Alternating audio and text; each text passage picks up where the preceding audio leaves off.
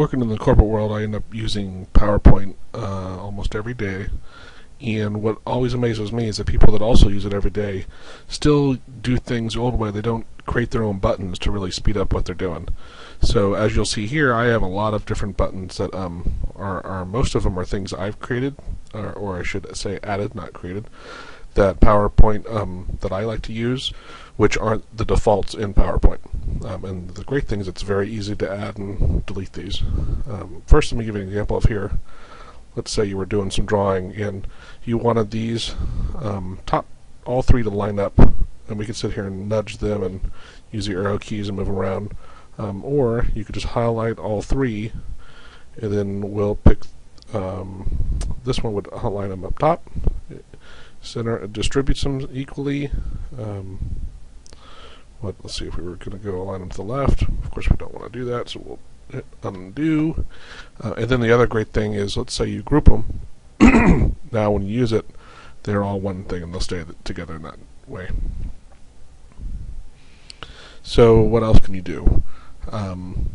So I have one here. So if I want to jump to my master layout, this is a real quick, easy thing for me to get in here, make some changes to my default master. So I want to get that smaller. Here's another button I added for decreasing the font size by one interval. And we're going to left align it. Left align it. We'll decrease a little more, and then close master. So now you can see this has changed it on all my slides. If I was going to add a slide, I have this button here for adding a new slide. Let's say that wasn't there, though.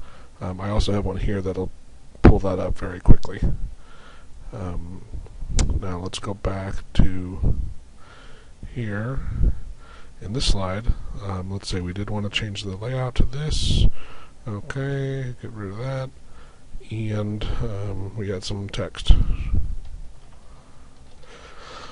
And here we'd like to say, oh, you know what, this will increase it, decrease it. This one I actually use more than the other two, which is I want it at 1, and I want to have a 0.5 in between each. So now when we were to keep typing, it's the returns that'll have the big spacing, not if this went on to another line. So if I copy this, oops, paste, paste, paste, you can see how these are actually closer together if this has a bigger break. Alright, let's get rid of all that. Now, so how do you go about creating that? The easy way is you can right click here, go to customize. Let's say I want to do the drawing stuff, right? So here are my group together and ungroup. So you're going to just fish around. Here's a group. Okay, I'm going to group. I'm going to add this. Of course, it's already in my toolbar, so I'm not going to add it. Let's see if I wanted to bring to front. I think I have bring to send to back right there. So I want to bring to front. There we go. And now I've added that to my toolbar. So this would allow me to, let's ungroup that. If I want to bring this one to the front, or send these other two to the back, it would actually matter if these were on top of each other. Now you see, bring that to front, send it back. It's that easy. So that's one I use a lot. What else do I use in here?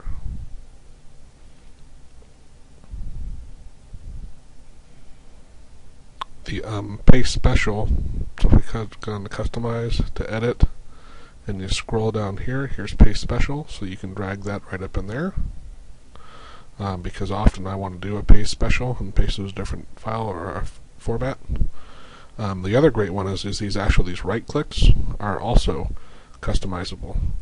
So if the context menu. So if we come in here and go under toolbars to shortcut menus, which is actually, so mine was already shown. If I unclick that, you'll see that goes away. So shortcut menus under text. These are your context menus. So see how I have paste special here? I've added that into the different context menus.